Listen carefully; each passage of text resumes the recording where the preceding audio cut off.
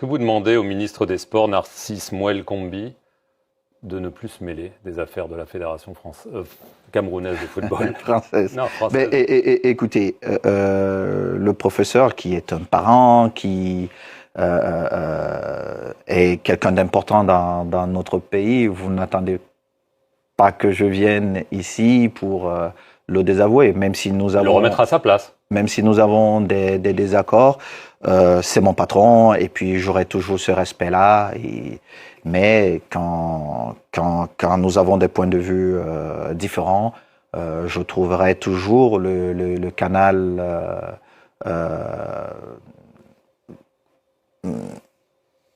le meilleur canal pour m'exprimer. Vous avez le soutien du chef de l'État, Paul Biya. Celui qui a été élu par les Camerounais, c'est le chef d'État. Donc c'est lui qui a les responsabilités vis-à-vis de tous les Camerounais. Et tout ce que nous pouvons faire, nous devons tout faire pour contribuer à ce qu'il réussisse son mandat. Juste évidemment la question qui se pose toujours, hein, il a été réélu à 92 ans. Est-ce que vous pensez que ce ne serait pas le moment pour lui de dire c'est mon dernier mandat, je vais passer la main afin que la jeunesse camerounaise puisse trouver un successeur? Je crois que, je vous l'ai dit tout à l'heure, comme pour le ministre des Sports, je ne viens pas ici pour donner mon opinion sur ce que le chef de l'État doit faire ou pas. Ce que je dois faire, c'est de prendre mes responsabilités dans le domaine qui est le mien et contribuer à ce que notre pays continue d'avancer. Bien évidemment, il y a beaucoup de choses à améliorer, mais chacun de nous dans son domaine doit prendre ses responsabilités et essayer de faire avancer les choses. Mais vous faites déjà un petit peu de politique, donc ça pourrait éventuellement vous tenter de faire vraiment de la politique un jour, Samuel Eto'o, comme Georges Weah. Mais vous savez, on me prête des intentions partout au Cameroun. Je vous pose une question. Je vous réponds. Au Cameroun, d'aucuns pensent que je souhaite faire cette politique-là à la CAF. D'autres pensent que je travaille pour succéder au président Motsepe, et d'autres même à la FIFA pensent que je travaille pour succéder au président Gianni Infantino. Le plus important pour moi, c'est pas ça. Le plus important pour moi, c'est de œuvrer afin que les joueurs camerounais, surtout ceux qui sont restés au Cameroun, puissent avoir une vie digne et qu'ils se disent qu'ils ont eu un aîné qui était à la tête de la Fédération camerounaise de football et avec son comité exécutif, à changer les choses. Merci.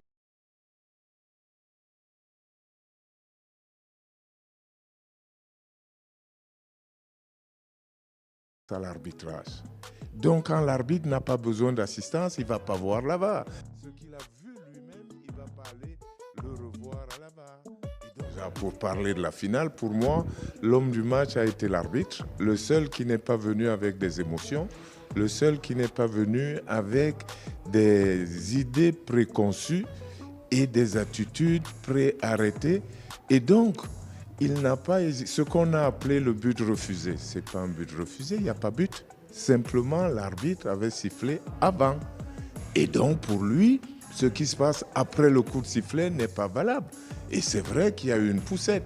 Maintenant, le joueur qui a poussé, après tout le monde peut regarder au ralenti. Ceux qui ont dit, mais pourquoi il n'est pas allé voir la VAR, on a oublié. La VAR, c'est l'assistance à l'arbitrage.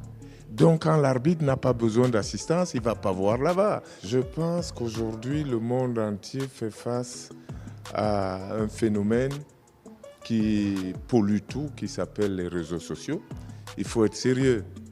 On a vu un beau match entre deux belles équipes. Malheureusement, l'environnement du match était déjà pollué par tous ces gens-là qui ont préconditionné les Sénégalais à faire ce qu'ils ont fait et qu'ils regrettent aujourd'hui.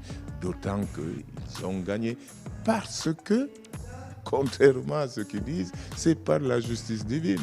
C'est qu'un pénalty n'est pas encore un but. Un pénalty n'est qu'un pénalty. Vous comptez combien d'occasions les Marocains ont raté? Le pied gauche de El Kaabi qui a trop ouvert, la tête d'El Nesri, la tête d'Aguerd sur la barre.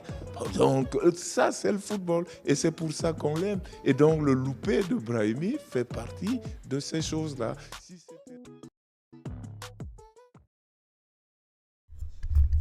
Les amis, si jamais vous cherchez à quoi ressemble vraiment l'image de l'Afrique, de l'Afrique subsaharienne, je vais dire plus précisément, les frères, il faut vous référer à Joseph-Antoine Bell. Je pense que à lui tout seul, il résume en gros ce qu'est l'Afrique.